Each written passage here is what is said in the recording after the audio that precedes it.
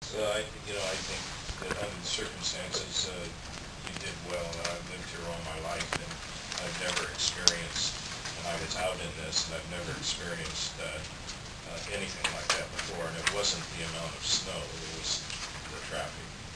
I might add that if anybody was watching the news that night at 11 p.m., there were two broadcasts, one from an overpass at 26, one from an overpass of 84. And the reporters actually showed the traffic as it was typically at 4 p.m. in the afternoon. So that was what we were dealing with in trying to provide transit service. Fred, that what you described, is that what they do back east? Because they had these, back east it's colder than ever and they get more snow, but they have transit systems. What kind of heaters do they? That's what we are installing on our. Is that what you meant when you were talking about that in better train? Yeah. The open ones are ones that the railroads tend to use for freight and everything else, and that works well in the open, what's called open ballast track, but yes. One of the things to bear in mind, with no heaters on the embedded track, as Fred was saying, vehicular traffic, rubber tire traffic goes over that, it just packs ice and snow down into the switch points and makes that immovable.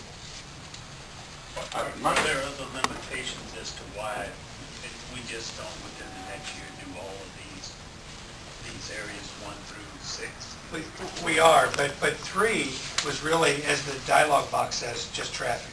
Okay. 6 was, as the dialogue box says, it was a school bus blocking the railroad, inbound and outbound.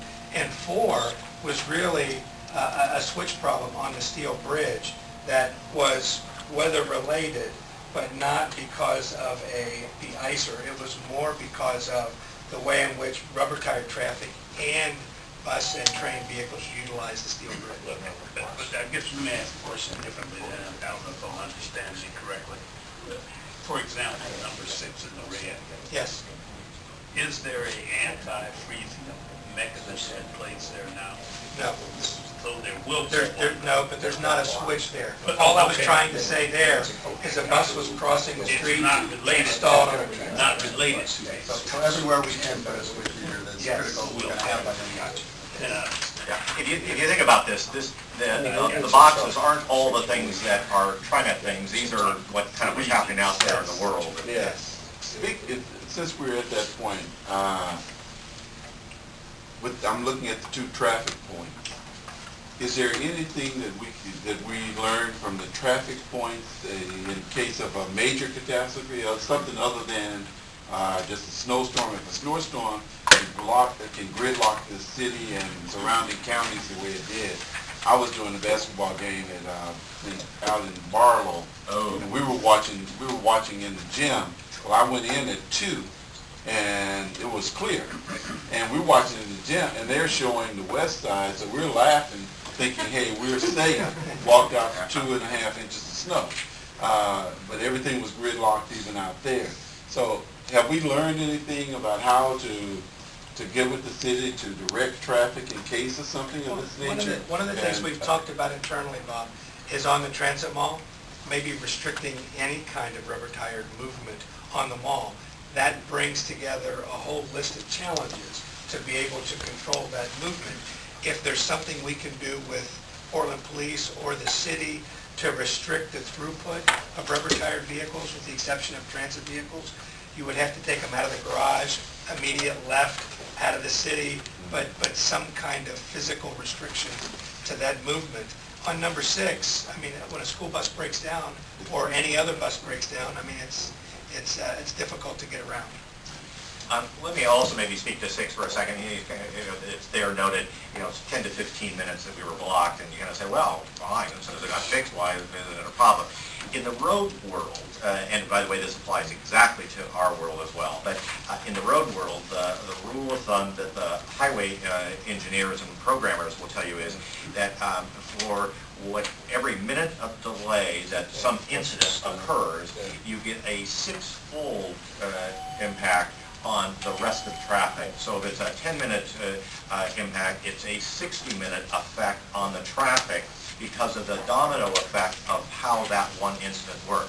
For us, it's the same thing. You start getting trains out of sequence, and because of that delay, and then everything else backs up in a domino effect as well.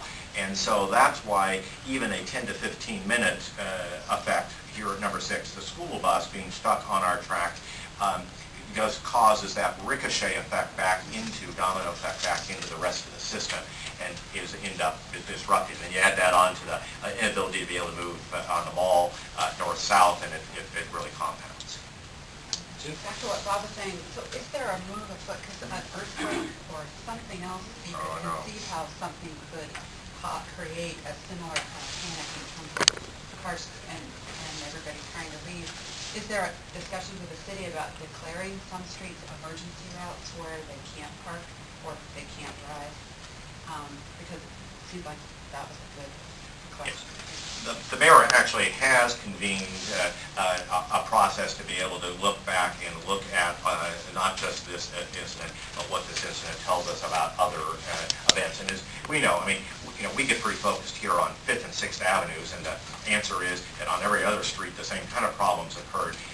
The mayor is looking at that, and we expect that in fact, we're invited to be a part of that, and so we will be sounding that issue over and over again relative to us. But it's being looked at by the city, who has to obviously manage all of those roads, not just those that we are on.